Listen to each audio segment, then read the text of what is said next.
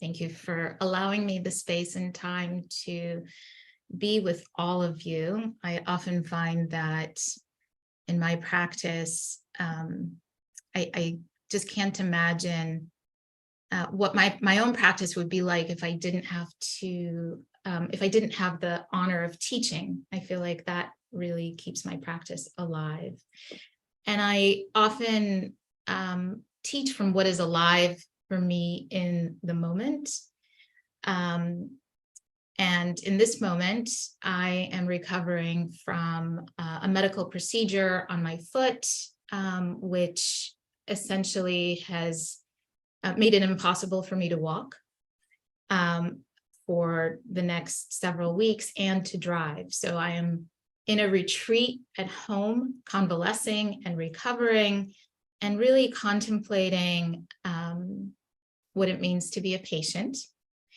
As someone who spent years of my working life walking into hospital rooms to be with people who are in their liminal space, in their moments of vulnerability, I now find myself on the other side of things and sort of hearing my own internal chaplain's voice. And I just want to share some things that are alive for me now that I'm in this place of recovery, of sort of temporary disability.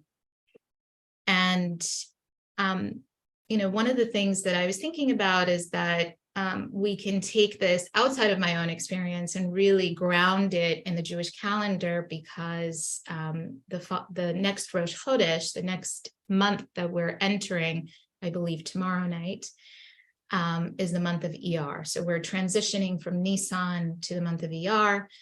And it is the month during which time the entire month is spent in counting of the Omer and doing an accounting of our inner life, our inner experience through all of the midot that are offered as a practice.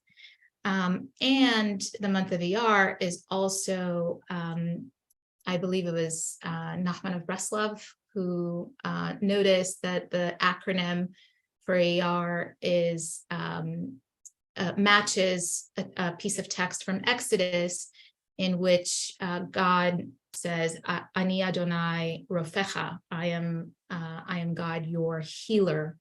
So the acronym for the month actually points in the direction of contemplation of healing and wholeness.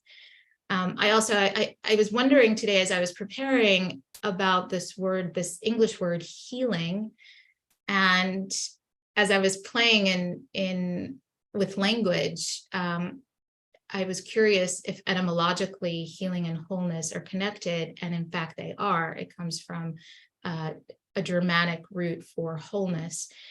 And I also love in the way Hebrew, like shalom v'shalem, right? So shalom, peace, is also connected to shalem, wholeness. And there's a lot that we can talk about when we're talking about healing, because, like healing does not necessarily equate curing, right? So like to be cured of a disease does not necessarily it's not necessarily equal to a sense of healing. And when I was thinking about this, I was really thinking about the way in which, to cure someone of something feels like there's an outside action that is happening. It's happening from the outside in, right? So if I'm a patient, someone else is curing me. But healing feels very much from the inside out, that I have agency in my own healing, in the creation of my own wholeness, or creation, or at least the creation of the kinds of structures and systems that I can put into place in order to help and support with my own agency, the healing of, if not my body, then perhaps my soul, right? So there's a difference between curing of the physical aspect of illness and healing from the inside out. One might feel whole even in our time of physical brokenness.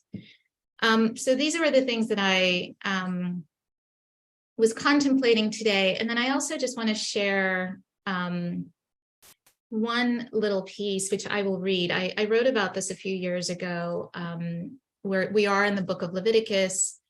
And, oftentimes people, when talking about the book of Leviticus, oftentimes teachers and rabbis and, spiritual leaders will talk about how hard it is to penetrate the text.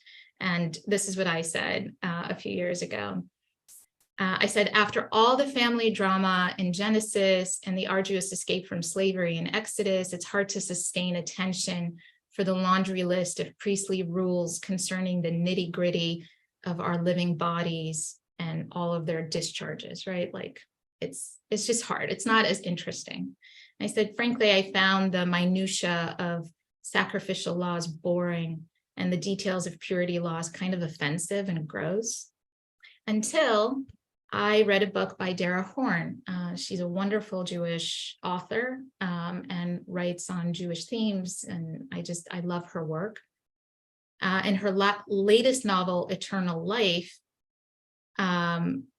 she gave me the gift of seeing Leviticus in a different way. She actually wrote, it's almost like Eternal Life is kind of like I would say it's a midrash on this week's Torah portion. It's, in any case, I won't say more than that. But she compares the modern hospital, to the ancient temple. And this is what she writes. She also compares the priestly laws of purity and the elaborate rituals of modern day medical labs to the ancient ways of the temple. She says the intricate purifications of specially designed vessels, the delicately worded vows, the elite caste of select people imbued with arcane knowledge, the consulting of body parts as oracles, the long silent waiting for judgment, and the obsessiveness involving blood. So suddenly the halls of the Holy Temple didn't sound so different from the hospital floors, where the veil between life and death is lifted, and we find people and ourselves in those liminal spaces. And in both places, there's an acute awareness that human life is infinitely precious. And in both places, there is a preoccupations with protocols and checklists and boundaries designed to sustain life of the individual and of the community. So,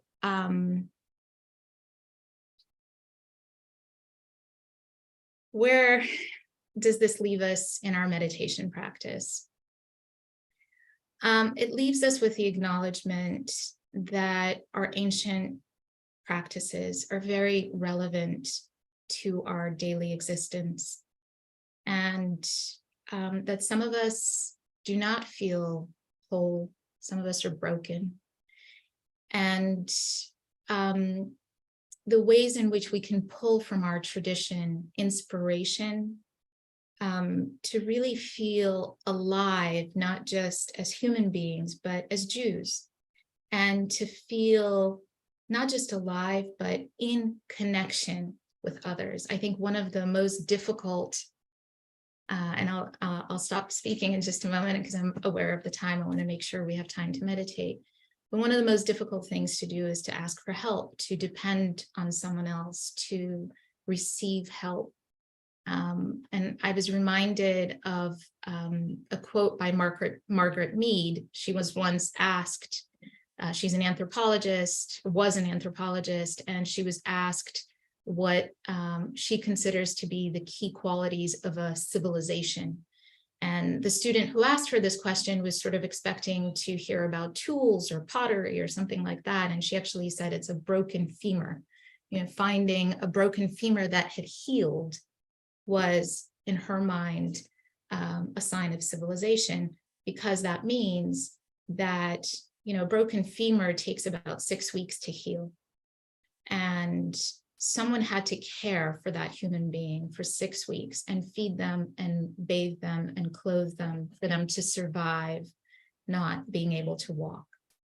And so healing comes in so many different ways, from the inside and from the ability, our ability to ask for help and receive it.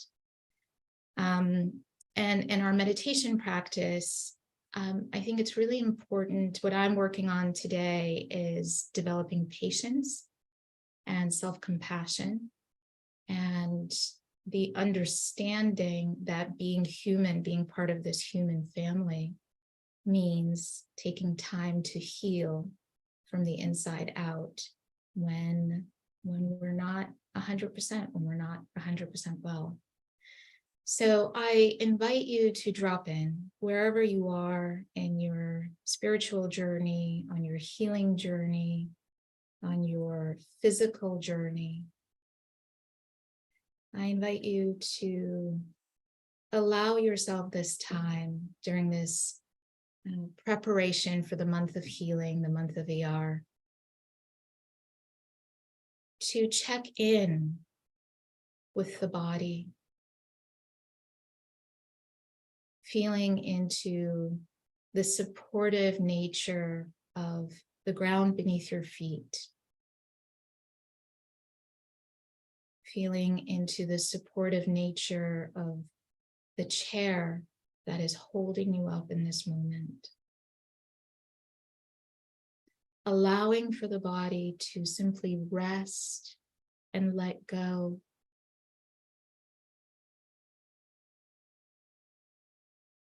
Noticing where the breath flows freely.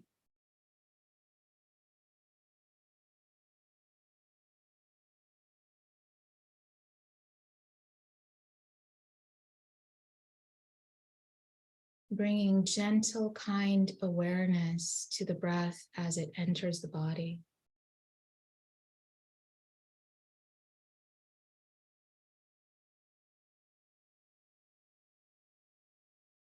And as you drop in into your internal landscape,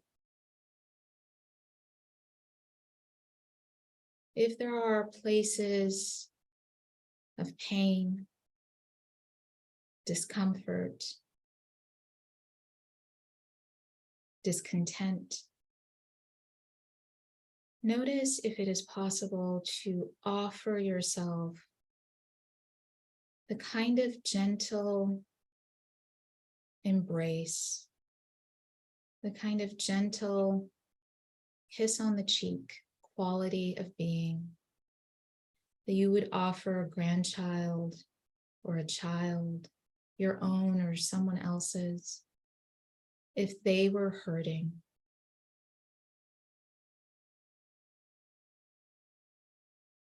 Or perhaps holding a baby who is crying, with that soothing quality of there, this is hard, you're okay, you're being held. As awkward as it might feel at first,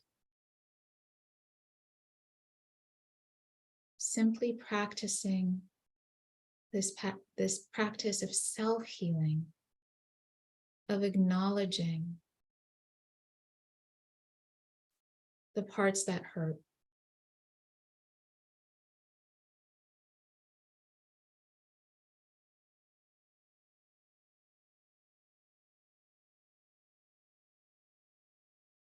Continuing to breathe,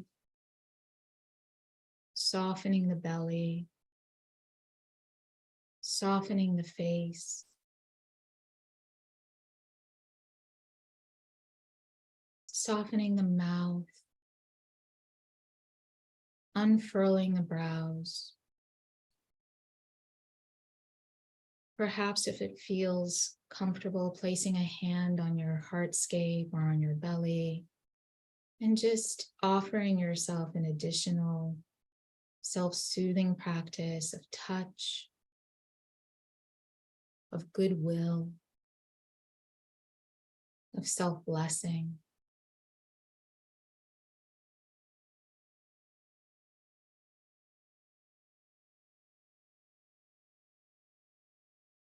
And maybe even adding some words of metta, some words of loving kindness that you can say to yourself silently.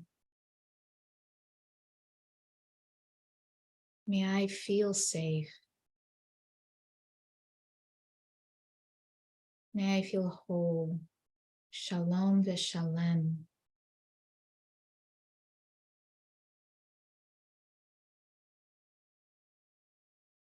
May I feel the presence of God as Rofeh, as healer.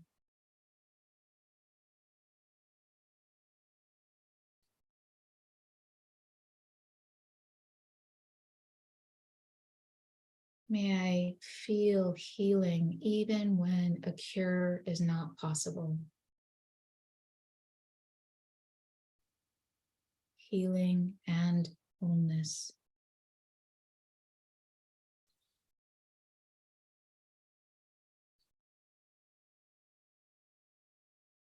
May I have patience, savlanut.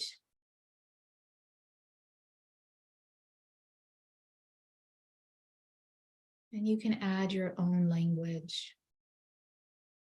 noticing what words would arise if you allowed yourself the time and space to ask, what does my body need right now? And offering it to yourself as a blessing. We'll sit in silence and continue our practice.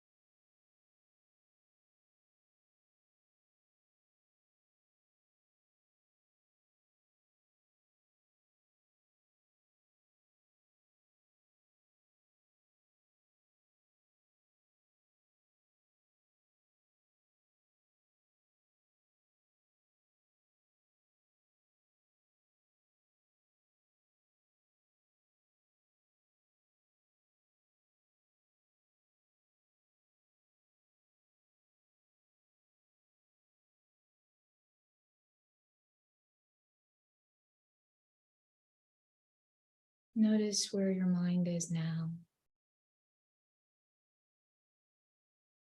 Whatever arises,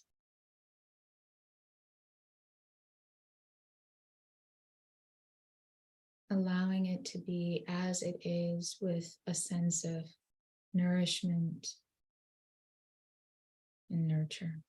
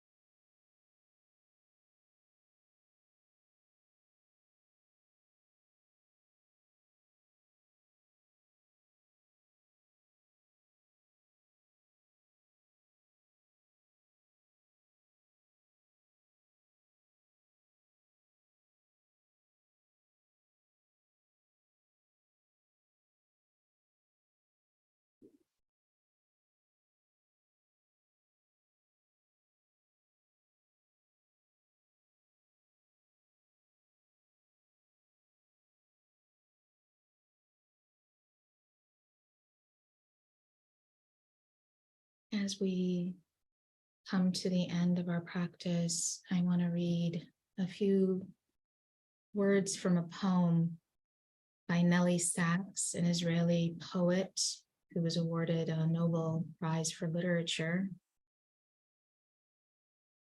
She writes, "Oh, my beloved, perhaps in the sky of longing worlds have been born of our love, just as our breathing in and out builds a cradle for life and death.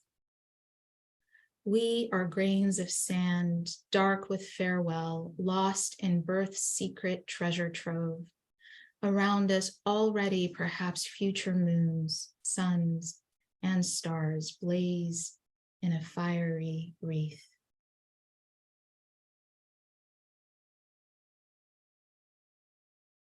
As we enter this month of Iyar, the month of healing,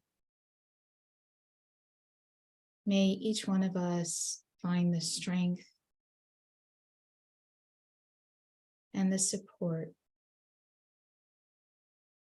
to take agency of our own wholeness and our own healing. Thank you.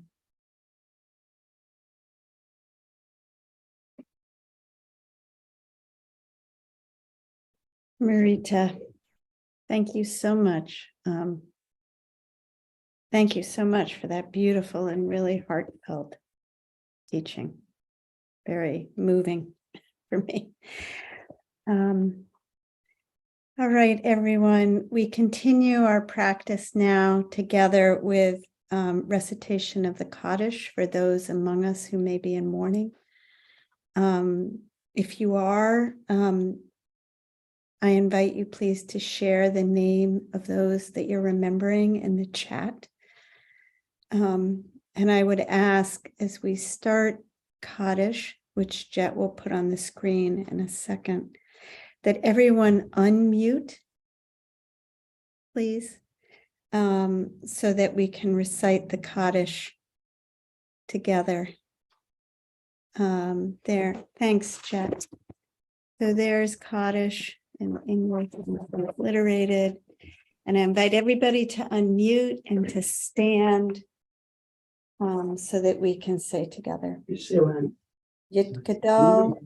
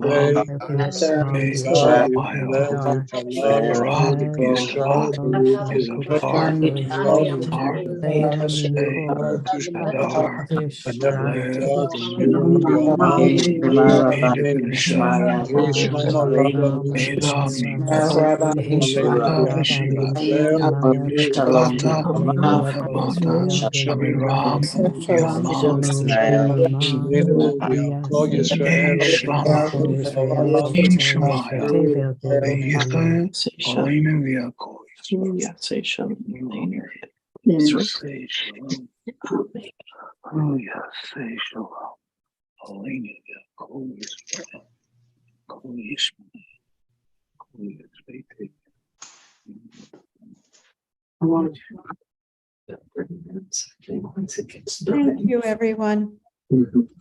Thank you so much for joining us today. For those who can stay, we invite you to stay. You might have questions from Marita. We can discuss her sit. We can discuss some of the ideas she brought up, or just practice our practice and lives in general. For those who have to leave, we hope we can see you again tomorrow. Same time, same station. And go in peace. Great, thanks, Jet.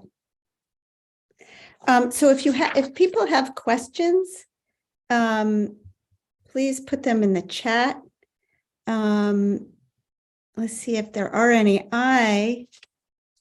Marita, I was just really, I'll sort of start things off while people think of their questions, but I was so taken by your description of healing and wholeness and talking about the month of ER as one of healing, which is such a nice reframe of what the work on that month, it really is about healing. But also the distinction between healing and being cured, and the inside out and the outside in nature of those two things. And in thinking about healing, and you really got to it with that fabulous Margaret Mead. I was an anthropology major in college, so I was really taken by the Margaret Mead. Yes. What a beautiful image of what it means to have civilization and culture and community, really, right? But that healing, and I think this is implied in what you're saying, but the notion of healing, like we have scars when we heal. They're fissures in our bones. That I don't have the right language here, but we, things knit together, but we can always see where it's broken. It's been broken. And we're very often stronger in those places where we've been broken literally or spiritually, physically, figuratively. So I was reminded of the Japanese art form of kintsugi. Am I saying it correctly? Yeah, kintsugi. In preparation for today, I think because it's so alive for me, I had so many ideas and I only have 10 minutes to do a teaching. So it's like, I really had to be very selective of the kinds of stories that I brought. One thing that I didn't share that I'd love to share with you is I have this story of my oldest son is a swimmer, and he's 16 now, he's almost 17. But when he was, 10, 11, and he was on a swim team, he was learning how to jump off the block, right? So it's like, it's a higher structure. And in order to begin his life as a competitive swimmer, he really needed to get that down. And for months, my husband and I would take him to the pool and we would get him on the block and he would stand in the right position and belly flop. Just could not get it. Just something about jumping off the block really terrified him. And one time there was someone in the pool who's a vet, and he swam every day, and he had one leg. He was an amputee. And he came up to my husband. I think he had seen us a few times, and he came up to my husband and he said, I really, I don't want to overstep my boundaries, but if you want, I'll work with your son. And it took someone who himself was visibly, right, physically less than whole, but clearly internally had the confidence and the knowledge of what it means to overcome that, to teach my son how to jump off the block in a way that worked. Like that was it. It was one day with this gentleman who stepped up. Beautiful. But, with his one leg. And I think that's, there's something in that if we can heal, we don't always heal stronger, right? Like we don't always. But if we can have the intention to do it, to do it with wisdom, and it's not always possible, but it's a process,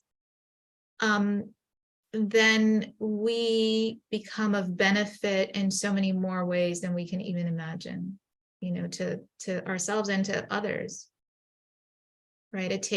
Sometimes it takes a broken, a visibly broken person to reach someone who may be struggling. That's really beautiful.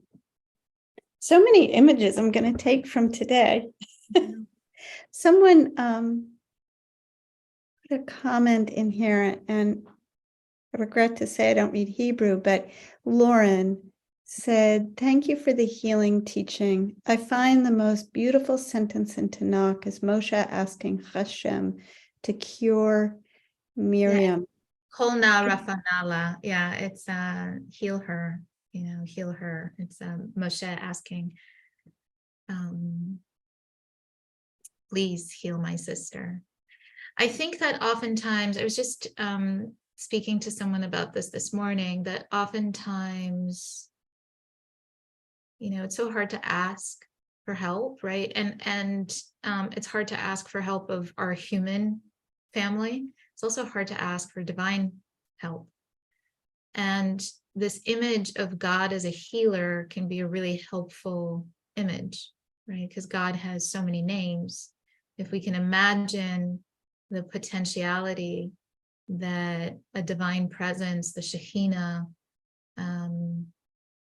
the mysterious healer, universal healer, can be part of our journey or a part of our experience, then could we begin to have a conversation that is transcendent in our healing process? Well, and it's really a different notion of healing, right? Like, or it can be. Yeah. It's more, it feels to me more healing, like, again, it's that distinction with being cured and more about being really fully integrated, right, with the hard parts, the dark parts, as well as right. There's so much fear, right? Like I'm experiencing it now, like, will it ever get better? What does this mean? Will I ever dance again? Will my family get annoyed? Will I be a burden, right? Like, that's a big question with patients. Will I become a burden to my family? How will I manage when all of a sudden I don't have all of my capacities? There's so much fear there. And I think that prayer and this practice of sablanut, of patience, and the self-compassion that can help us remember our own intrinsic worthiness as just for being human, not because we're accomplishing something. I think that can be deeply, like, that can be really helpful. And so then we're receiving help, not just from like the human family, but we're receiving help from something higher. right. I teach I don't teach, I help facilitate.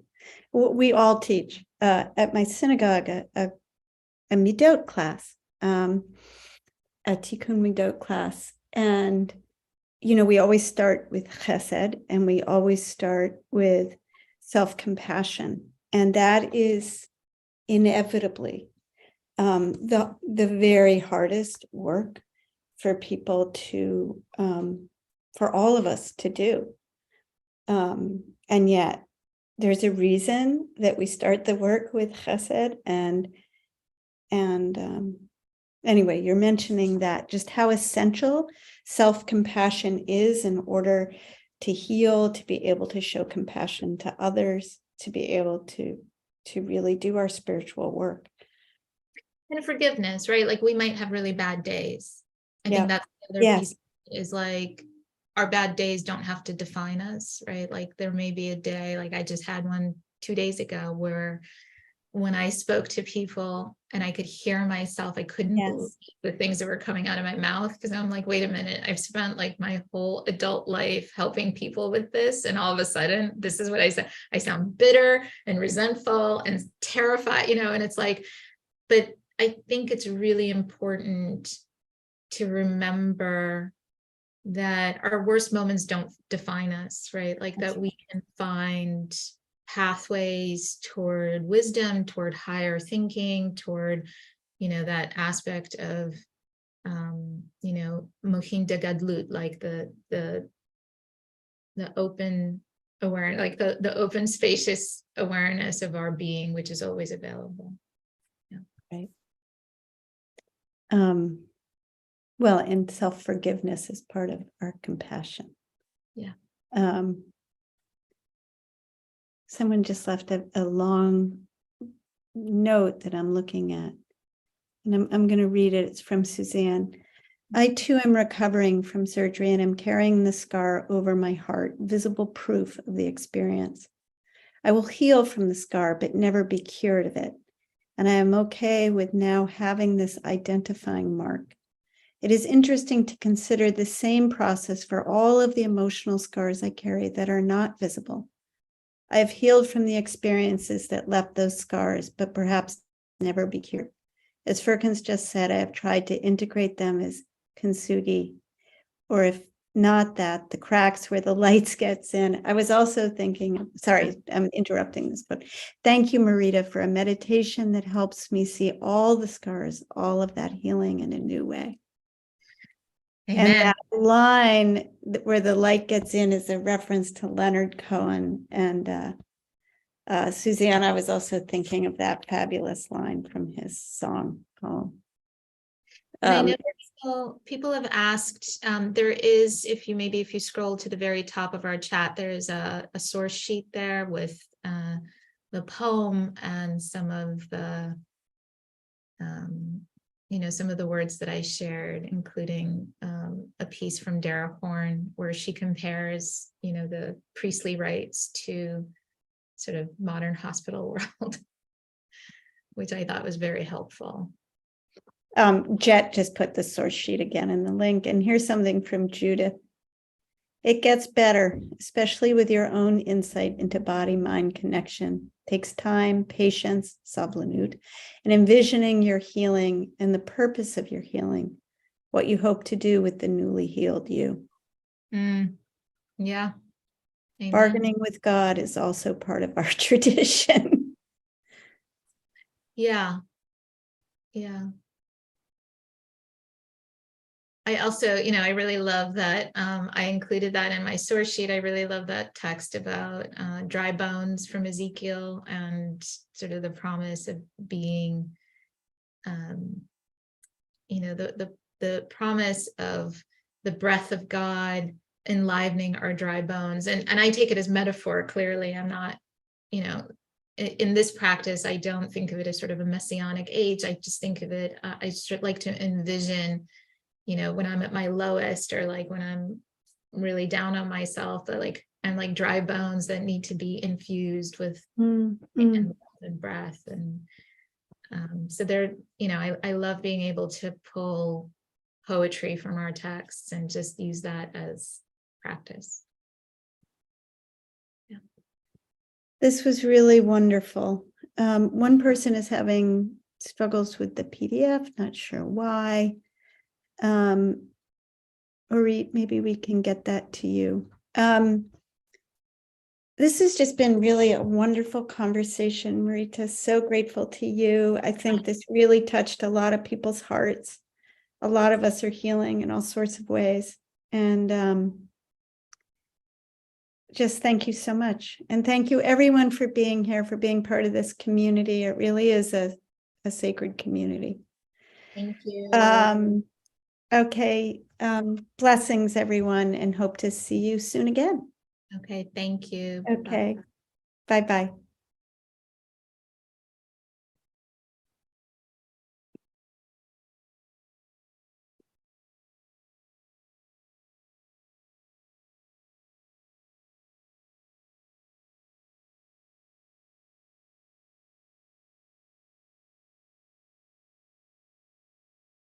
Trying to get this thing to open. It does open for me. Hi, everyone. I'm just staying on to try and get this thing to open. I'm not sure why people are having a hard time.